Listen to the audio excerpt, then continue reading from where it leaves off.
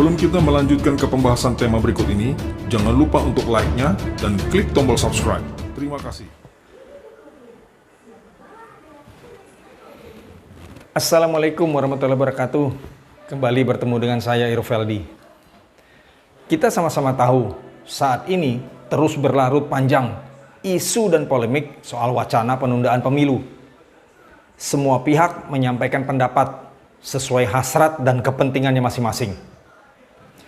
Bagi pihak-pihak seputaran kekuasaan dan juga pihak-pihak lain yang mendukung pemerintahan Jokowi menyambut baik usulan ini.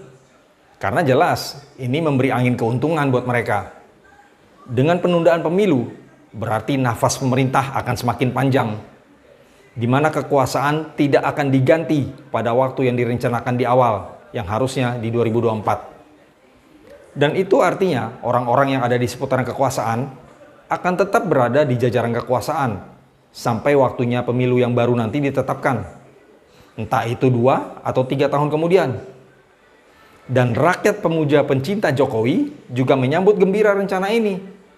Ya, karena sosok idolanya yang dalam hal ini adalah Jokowi tetap berada di kursi RI 1. Sedangkan bagi pihak yang berseberangan pandangan, atau ya kita katakanlah pihak oposan, jadi meradang dengan munculnya wacana ini. Karena buat kelompok ini, target utamanya adalah Jokowi itu menyingkir turun pada waktunya. Dan cara menurunkannya yang konstitusional adalah satu-satunya ya dengan melalui pemilu presiden, yang itu direncanakan akan berlangsung di 2024 nanti. Pihak dari kubu ini terus menentang dengan menyampaikan sederetan argumentasinya soal wacana penundaan pemilu. Melempar narasi bahwa itu akan inkonstitusional atau melanggar konstitusi. Ya, karena memang jelas secara teori itu jika dilakukan, tetapi konstitusinya yang ada saat ini yang masih tetap berlaku, maka itu akan jadi pelanggaran. Dan juga kubu ini melancarkan ide agar Jokowi ya semacam turun tangan, memastikan pemilu berlangsung on time. Mereka mendesak agar presiden semacam campur tangan atau setidaknya membuat pernyataan tegas menolak pemilu itu ditunda.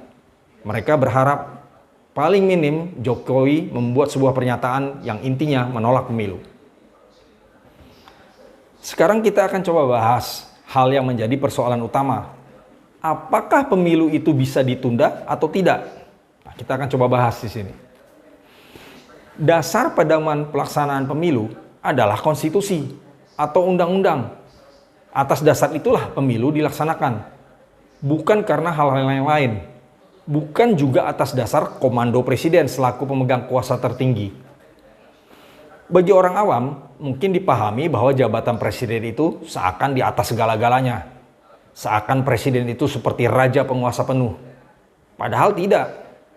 Presiden adalah pemegang hak pengelola roda pemerintahan atau disebut eksekutif. Sama sekali presiden itu tidak punya wewenang dalam hal konstitusi. Ya termasuk konstitusi yang menyangkut pemilu ini. Dan siapa yang punya kapasitas dan wewenang tunggal menetapkan konstitusi? Ya hanya orang-orang di legislatif, yaitu DPR dan MPR. Konstitusi yang berlaku saat ini menetapkan pemilu dilakukan 5 tahun sekali. Yang artinya itu dalam waktu dekat ini, pemilu selanjutnya harus dilakukan di 2024 nanti. Jika pemilu ditunda, sedangkan konstitusi masih yang itu-itu juga, atau yang masih berlaku saat ini, maka dikatakanlah pemilu yang dilakukan itu inkonstitusional, bisa dianggap pelanggaran berat. Maka dari itu, jika pemilu akan dirubah jadwalnya, ditunda dalam hal ini, ya konstitusinya harus dirubah dulu. Pertanyaan berikutnya, apakah konstitusi bisa dirubah? Disinilah dilema dan simalakamanya. Bahwa konstitusi itu sangat mungkin, sangat bisa untuk dirubah. Jika mayoritas orang legislatif di MPR dan DPR menyepakatinya. Dan pada saat bersamaan, rakyat hanya menerimanya dengan lapang dada. Jika mayoritas rakyat menerima, maka konstitusi baru ini pasti akan berjalan mulus. Karena tidak ada penolakan dari masyarakat. Tetapi jika mayoritas rakyat tak setuju, namun para orang-orang parlemen membandel tetap merubah konstitusi untuk menunda pemilu, maka inilah peluang yang akan terciptanya kekacauan. dan kerusuhan massal. Sangat mungkin rakyat akan melakukan gerakan semacam people power. Oleh karena itulah, pihak yang berharap besar pemilu ini memang bisa ditunda, mulai melakukan kasakusuk kesana kemari, melobi-lobi orang parlemen agar mau bersekongkol merubah konstitusi. Dan agar di kalangan rakyat tidak terjadi penolakan massal, maka mereka mulai juga melakukan gerakan-gerakan ala propaganda yang tujuannya mempengaruhi mindset rakyat, agar pada akhirnya mayoritas rakyat tercuci otaknya dan terbentuk mindsetnya bahwa pemilu itu seakan-akan memang harus ditunda. Pihak oposan di satu sisi tegas menentang rencana ini dan juga tidak tinggal diam. Sebagaimana saya sudah paparkan tadi, para penentang juga sudah melakukan perlawanan-perlawanan dalam bentuk berbagai argumentasi. Dan yang terbaru yang paling kencang saat ini disampaikan adalah meminta Presiden untuk campur tangan. Setidaknya mereka berharap Presiden membuat pernyataan yang poinnya adalah menolak yang namanya penundaan pemilu. Sebagaimana yang saya sudah sampaikan tadi di awal, Presiden sama sekali tidak punya hak dan kekuatan resmi untuk menekan konstitusi, termasuk konstitusi soal pemilu. Jika itu dilakukan Presiden, maka bisa dikatakan Presiden itu bertindak otoriter ala diktator. Tentunya itu kita tidak mau. Karena itu juga bagi Presiden adalah pelanggaran hukum berat. Beresiko Presiden akan diimpeach atau dijatuhkan secara legal oleh MPR. Maka dari itu harus kita sadari akan kontraproduktif jika mendesak Presiden melakukan itu. Atau jika kita berharap Presiden membuat pernyataan yang menentang pemilu, selain kalimat Presiden itu nanti kemungkinan akan offside, tapi itu juga akan sia-sia saja akhirnya. Karena kenapa?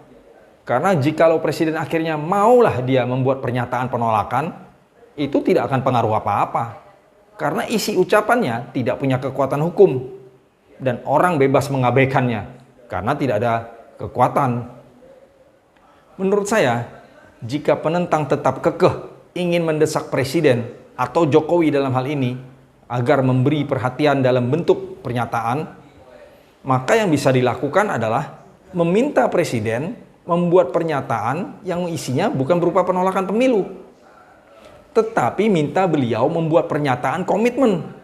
Komitmen yang intinya bahwa sekalipun pemilu itu ditunda nantinya, tetapi Jokowi tetap akan turun mundur di 2024 sesuai jadwal awal. Jadi yang kita minta adalah pernyataan komitmen terhadap dirinya sendiri. Dan jika itu dilakukan, justru menurut saya sangat menjadi hal yang positif buat Jokowi. Dia akan mendulang simpatik dan karisma dia akan meningkat di tingkat yang tertinggi. Karena orang pegang omongannya dia dan berarti dia punya prinsip. Dan bisa jadi indikator buat kita bahwa dia tidak ada urusan dengan penundaan pemilu. Karena dia tetap punya prinsip pribadi 2024 dia akan turun. Pernyataan itulah yang mungkin bisa kita minta kepada Jokowi. Karena kalau kita minta dia membuat pernyataan penolakan pemilu, dia telah melakukan hal yang inkonstitusional. Karena kenapa? Penundaan pemilu itu sangat dimungkinkan jika dilandasi konstitusi. Dan saya bilang tadi, konstitusi bisa dirubah. Boleh dirubah selama jalannya pun benar. Yaitulah anggota DPR MPR yang melakukan itu. Jadi kalau Jokowi bilang kita minta dia untuk melakukan pernyataan penolakan pemilu, nah itu jadi kontraproduktif buat dia. Nah, berarti kita cuma meminta bukan soal dia menolak penundaan pemilu, tetapi dia menolak untuk dicalonkan kembali atau diperpanjang masa jabatannya. Dan dia komit. Dan komitmennya tersebut diucapkan dalam bentuk pernyataan resmi.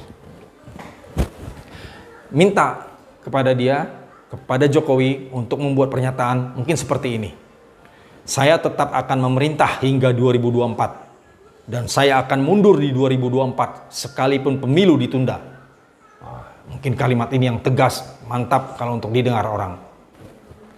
Ini mungkin juga sekadar kalimat biasa, tetapi sangat besar implikasi dan konsekuensinya. Jikalau pemilu nanti akan benar-benar ditunda dan ternyata pada saat itu Jokowi masih tetap memerintah, maka disitulah akan jadi peluang dan alasan kuat bagi rakyat untuk melakukan gerakan massal semacam people power. Karena di saat itulah Jokowi terbukti berbohong dan khianat pada ucapannya sendiri. Berbohong pada oposan dan khianat pada pendukungnya sendiri. Oke, demikian kawan-kawan semua. Semoga pemaparan yang singkat dari saya ini dapat disikapi dengan positif dan bijak, dapat diambil poinnya. Dan semoga bisa jadi pedoman buat kita semua. Wassalamualaikum warahmatullahi wabarakatuh.